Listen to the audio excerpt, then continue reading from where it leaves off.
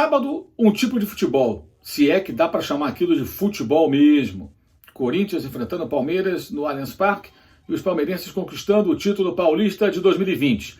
Domingo, primeira rodada do Brasileiro, Flamengo e Atlético, Maracanã. Outro tipo de futebol. Podemos até dizer que futebol de verdade.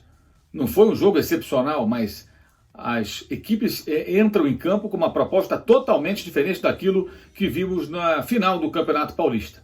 Se os times comandados por Vanderlei Luxemburgo e Thiago Nunes entravam em campo, como fizeram nas finais do Campeonato Estadual de São Paulo, preocupados única e exclusivamente em não perder, para depois ver se dá para ganhar o jogo, bem, não foi o que fizeram o Flamengo e o Atlético. O Flamengo teve uma estreia de um técnico, Domenico Torrente, muito ruim, especialmente no transcorrer da partida, quando ele fez mudanças tanto quanto malucas, empilhou atacantes. O Flamengo terminou o jogo com 5 homens no ataque, e a justificativa dele foi para lá de esquisita, né? Ele alegou que o Atlético defendia com 5 homens, então ele quis igualar ali, colocando 5 atacantes. Sobre esse jogo, você confere aqui embaixo, já está conferindo os números do OneFootball, o aplicativo que está de cara nova, e você pode baixar acessando o link que está aqui na descrição desse vídeo. Você vai conferindo aí as estatísticas desse confronto pela primeira rodada do Campeonato Brasileiro, que teve como grande característica o quê? Times que tentam jogar. Então, futebol muito mais agradável, muita pressão no campo do adversário, os times alternando momentos em que agrediam, tentavam recuperar a bola, tentavam criar situações de gol, em outros em que eram colocados no campo de defesa pelo seu oponente. Primeiro tempo, o Flamengo começou melhor, teve até uma boa superioridade na primeira parte do jogo, teve chances claras. Bruno Henrique desperdiçou 2 oportunidades, não conseguiu passar a bola para o Gabigol na maneira certa, numa delas mandou na trave, na outra acabou sendo interceptado. Ou seja, o Flamengo tinha volume, o Atlético praticamente não jogava ali. Depois o Atlético conseguiu encaixar melhor sua marcação, né? Já tinha atormentado um pouco a saída de bola do Flamengo nos primeiros movimentos do jogo e equilibrou a partida, conseguiu crescer no jogo. E teve 2 oportunidades. Numa delas, o gol contra de Felipe Luiz, que acabou sendo decisivo. Aliás, uma falha técnica grave de um zagueiro, de um lateral, melhor dizendo, tão experiente, né? E com tanta qualidade como é o caso do lateral esquerdo do Flamengo, mas sozinho, sem ninguém para atormentá-lo por perto, ele acabou empurrando a bola contra a própria meta. Isso ainda no primeiro tempo. O Atlético teve uma outra chance com o Savarino ainda, um bom contragolpe, né, o Marquinhos puxando a jogada pela esquerda, mas o desfecho do lance acabou não sendo aquele que o torcedor do Galo evidentemente esperava. No segundo tempo, se fosse um jogo entre times como Palmeiras e Corinthians, certamente nós veríamos o quê? O Atlético vencendo o jogo, vai recuar e vai ficar ali, fechando a casinha para não tomar um empate. Não, o Atlético pressionou o Flamengo no seu campo, criou situações, dominou o jogo durante pelo menos metade do segundo tempo, e só depois que o Flamengo começou a ter volume, né? Com muitos atacantes, mas muito desorganizado. Não tinha mais o Arrascaeta, não tinha mais o Everton Ribeiro, depois não tinha mais o Gerson. E aí, era um amontoado de jogadores tentando criar alguma coisa.